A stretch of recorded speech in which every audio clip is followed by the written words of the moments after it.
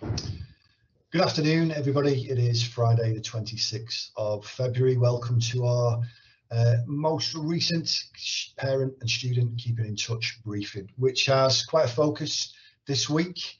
It's been quite a significant week for announcements that will affect our workforce and affect your children as well. So I'm just going to break down in simple terms where we are with that and then sort of head up the information that will come your way from Monday.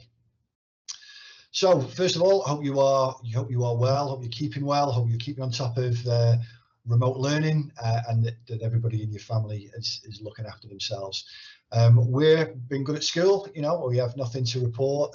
Everybody's safe and well and looking forward to getting back to some kind of recognisable version of school from the 8th of March. Okay, so as we move towards reopening our school on Monday the 8th, there are three key things to discuss with you this week. There is the logistics and operation of reopening the school to the student and the staff population and the implications of LFD testing that wrap around, certainly the first few weeks of that. There is information that's come out this week around national funding for catch-up and recovery programs in terms of students learning, and I want to talk to you a little bit on our perspective and how we are setting up for that. And then yesterday we had the Ofqual statement and document on how Year 11 GCSE grades will be awarded this year. So I'm going to pick up on those three things to keep you in the loop, and obviously more information will roll out over the coming days and weeks that will give you some clarity and some certainty about what is going on around your child or your children.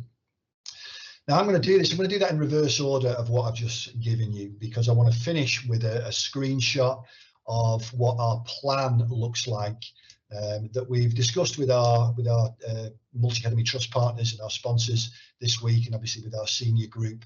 And I will show you that today, and then that will be part of a written communication to you on Monday. Okay, so let's do that in reverse order. Let's talk about Year 11 first. So in terms of, if you picked up on any of the national headlines, if you're a parent of a Year 11 student, or if you are a Year 11 student, you'll know that teacher assessments will formulate the grade awards this year for students.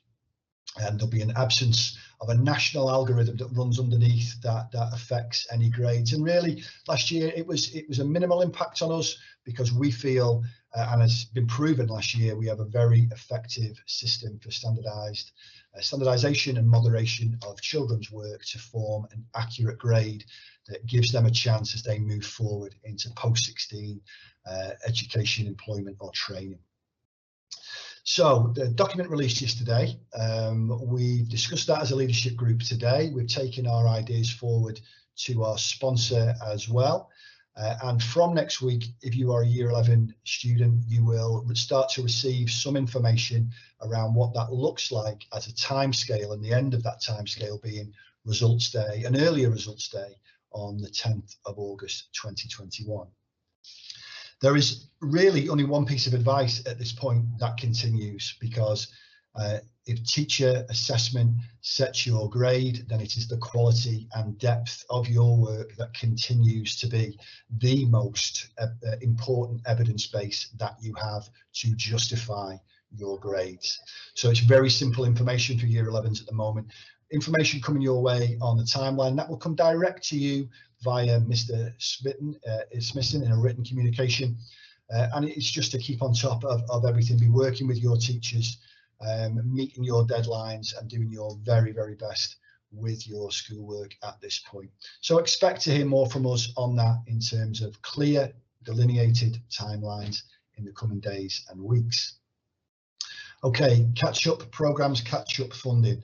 I've just finished a briefing, a video briefing with staff, and we have a very clear understanding that underneath the headline of catch-up and recovery, there is a huge amount of detailed work to do, and it's to do with knowing where children are up to with their progress. How well have they engaged during the remote learning period? What's their performance been like in the assessments we did in February, and the upcoming assessments that we do as we move towards Easter, which will be deeper, more extended types of assessment. The details and the content of those are on the website, and if you can't find them, contact us and we'll point you in that direction. We need to see our children again and understand their performance in the classroom. So what I anticipate to happen once we've crunched through the data, and once we've matched that with the child and their experience and when they're up to with, you know, coming back to school, we will look at possible resetting and regrading, regrouping in the summer term. When we expect the catch-up and recovery programs really to kick in. So we'll do a lot of work in the next 3 weeks to find out where students are up to in each individual subject, make sure they're in the right place, make sure we know where their understanding is secure and where they need some development and catch-up work, and then we'll hit it really hard in the summer term, and possibly then be supported by some of this funding that's been reported in the media, once we understand exactly what that means on the ground for us here in Crewe. Okay, last thing, and absolutely, I suppose, if there is an order, this is priority one, and that is reopening to our population. So on Monday, you will receive in detail from me the plan, and then some specific key aspects of information that should be able to shape your understanding so that you know exactly where you are, where your child is, when they return, how they return. You receive that written communication from me on Monday. Now I'm going to share the screen with you, and I'm just going to very quickly talk through. You will see the majority of this in a similar format in the letter on Monday.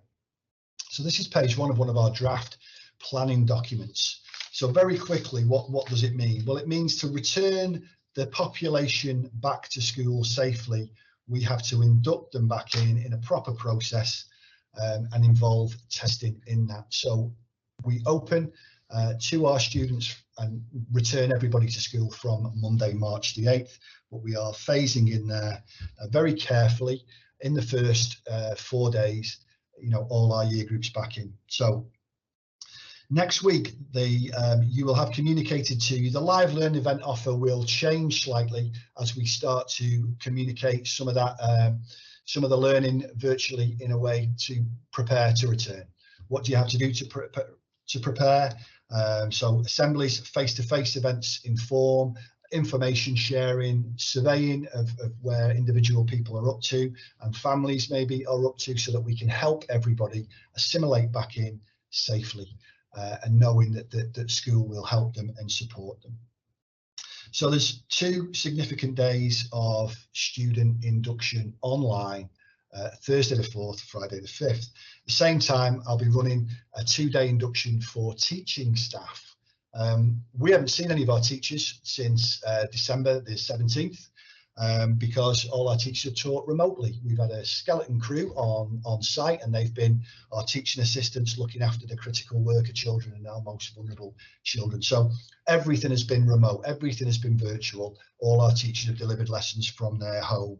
I'm very keen to bring them back in. They need induction, they need training around their own testing, they need to get back into their workspace, they need to prepare their materials, their classrooms, etc. And we also need to make sure they are okay as well, because everybody's experience of this prolonged extended lockdown will be different. So that's looking after both groups of key people in those days. At the same time, you will see on there, if you're a year 11 student, you will be sent from Monday a booking appointment to come in and do your LFD test, so that on Monday the 8th you begin face-to-face lessons as normal. So from that point, because remember, we need to test students 3 times in the first 2 weeks before we move to a student home testing model. In that first week, then everybody will do their first test. Year 11s will catch their second test on the Friday.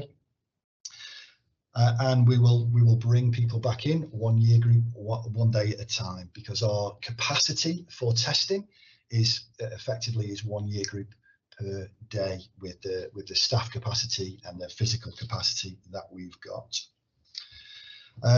We have the majority of people have given consent, some consent still outstanding. What you will have is we will send you a video link, one of our members of staff and one of our students showing you the process that you should expect. If you've had COVID symptoms, you'll have done a test, you may have done a PCR test, you may have done an LFD test, but the majority of people won't have done. So that's around reassurance, again, and safety and accuracy, so that you are not wasting your time, and we know you're safe, so that we can keep everybody safe. So we will provide a video for that, it'll be part of your induction, and then we'll work on test 1, 2 and 3 to help you safely self-administer a test. So looking at the first week there, by Thursday the 11th, everybody will have tested, and by Friday everybody is in. School is as normal as it can be, and we are back on the teaching and learning business. And in that week beginning the 15th, as you can see there, we'll start to roll out those second and third tests. We'll try and minimise disruption, because we want our teaching to pick up. We want to get back into the rhythm of teaching and learning. But by the end of the week beginning the 15th, we will obviously support this with information, but the expectation shifts over to the home and testing to be completed at home. By then, we're very confident that the children will be confident doing that. So that's the general outline. In terms of returning, the order of returning children, we've been directed by government to prioritise from year 11 down. So I've got very little room to move with that. After that, with it being only one year group a day, we've chosen our youngest children to return because of age vulnerability. There really is no perfect way to do it. We've just chosen a way with that as our rationale. We phase out our live learning. We'll be uploading work onto Satchel 1 and increasing the number of face-to-face events. There is a solid, clear induction process in there. And again, we're looking at what the, shifting the focus back to teaching and learning, what the students know, where are they up to with their curriculum maps, and what can we do to support and to help them. Okay, you can look over that. I think it is clear enough at this point about when your child returns and how they return. All our testing for test 1 will be appointment based. So each year group, the information will go out per year group in order to how you book a slot for that appointment. There will be people who will need parental support for that. That's fine. Every eventuality we will have planned for to make it as easy a process for everybody as possible. Okay, I'm just going to recap on a few things then. The 3 things I've talked about this afternoon, the Year 11 grade awards, national catch-up programmes, and reopening and testing. On all 3 of those, you will receive detailed information, as separate packages, so that you are clear. And if you are not clear about anything, you know how to contact us. We will help you and get the clarity you need.